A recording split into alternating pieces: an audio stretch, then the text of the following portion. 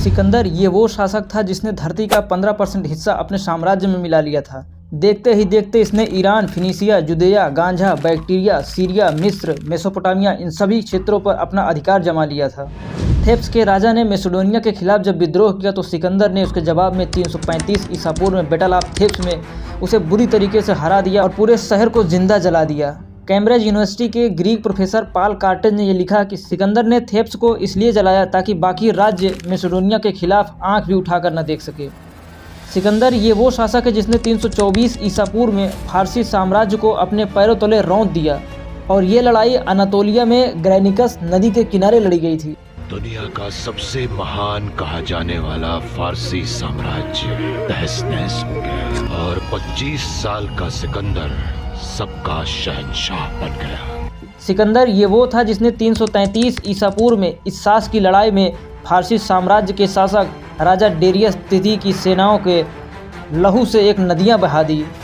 सिकंदर 331 ईसा पूर्व में ग्वाटेमाला की लड़ाई, 330 ईसा पूर्व में फारसी गेट की लड़ाई में वो कत्लेआम दिखाया, वो मौत का मंजर दिखाया कि बाकी साम्राज्य भी उसकी तरफ आंख उठाकर देखने से इतराते थे। लेकिन सिकंदर के उस अभियान का क्या हुआ जो वो राजा पोरस के सामने चैलेंज कर रहा था। विश्व विजेता सिकंदर सिंधु नदी पार कर हुकूमत कर रहे 7 फुट लंबे राजा पोरस से बैटल ऑफ हाइडास्पस में कैसे बुरी तरीके से परास्त हो गया, कैसे इसी युद्ध के बाद सिकंदर के साम्राज्य का बिखराव होना शुरू हो गया, जानेंगे आज की इस खास वीडियो में। सो वीडियो एंड तक जरूर देखिएगा। 331 बीसी यूनान के अलेक्जेंडर को रोकना असंभव साबित हो रहा था। युद्ध कौशल और रणनीति में अलेक्जेंडर का पूरी दुनिया में कोई मुकाबला नहीं था। दोस्तों, पर्सिया के महान सम्राट डेरियस ग्वाटेमाला की लड़ाई में बुरी तरीके से परास्त हो चुके थे। इस हार के बाद बेसेस ने डेरियस को मारकर अपने आप को सम्राट घोषित कर दिया और अलेक्जेंडर बेसेस के पीछे राज्य पे राज्य जीतता हुआ हिंदकुश तक पहुंच गए। 329 बीसी अलेक्जेंडर ने बेसेस को हरा दिया और पूरे शहर को मौत के घाट उतार दिया। हिंदकुश पहुंचने के बाद अलेक्जेंडर की नज़र सिंधु नदी पार आधुनिक पाकिस्तान के भारतीय सरजमी पर पड़ी। कहते हैं ग्रीक लेजेंड हारकुलिस भी सिंधु नदी पार करके हुकूमत करने में नाकाम रहा और यही वजह है कि अलेक्जेंडर के लिए इस ज़मीन को कब्जा करना उसका एक सपना है। 327 बीसी अलेक्जेंडर और राजा तक्षिणा के बीच संधि हो गई थी और 327 बीसी से 326 बीसी के बीच अलेक्जेंडर ने अफगानिस्तान और पाकिस्तान के कई ऐसे बड़े इलाकों पर विजय प्राप्त कर ली थी। अलेक्जेंडर इन लड़ाइयों में बेहद क्रूरता दिखाई और आम जनता का नरसंहार करने का आदेश दे दिया।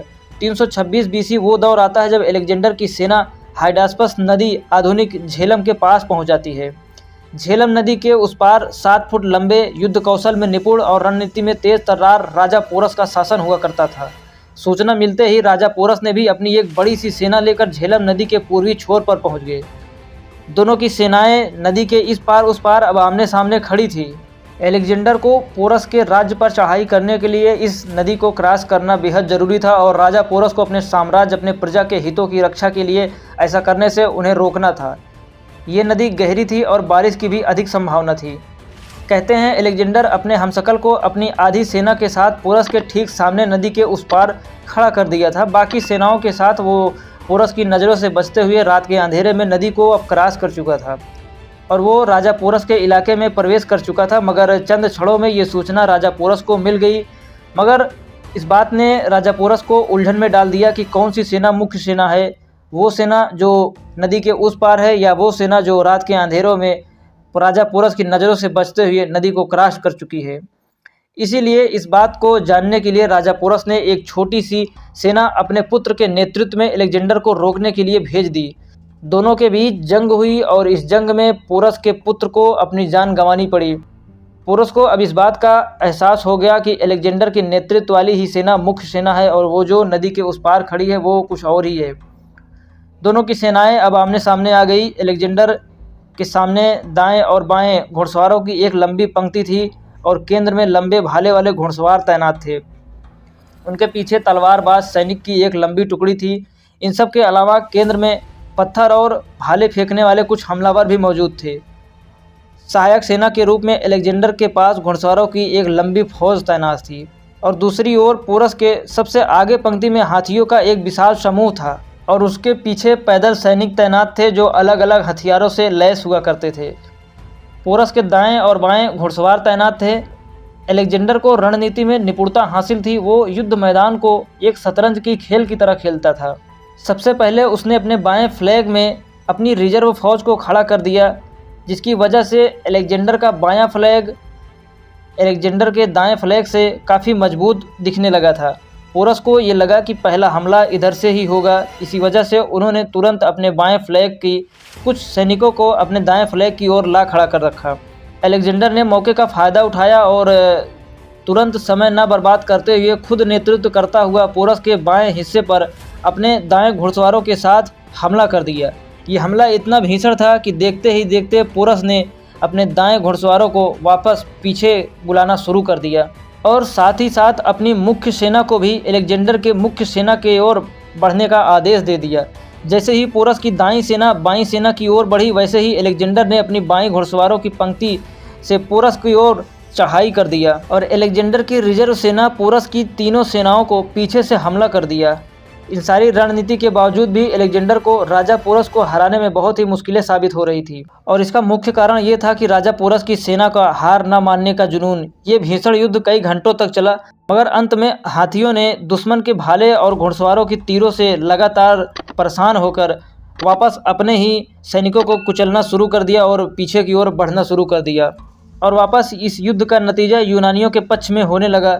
मगर 7 फुट लंबे पोरस ने हार नहीं मानी। वो लड़ते रहे और बार बार दुश्मन पर हमला करते रहे।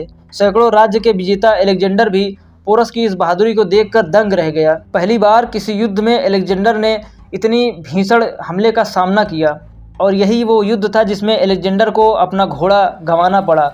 मगर अंत में कई प्रस्तावों के बाद पोरस ने अलेक्जेंडर से संधि करने का विचार बनाया और यहीं पर युद्ध समाप्त हो गया। यूनानी इतिहासकारों के हिसाब से अलेक्जेंडर का पलड़ा भारी रहा, मगर आधुनिक इतिहासकारों की माने तो पोरस का पलड़ा भारी रहा, क्योंकि इस मत के पीछे कई कारण हैं, जिनमें पहला कारण ये है कि युद्ध के बाद भी राजा पोरस राजा बने रहे और उनके साम्राज्य का और भी विस्तार हो गया।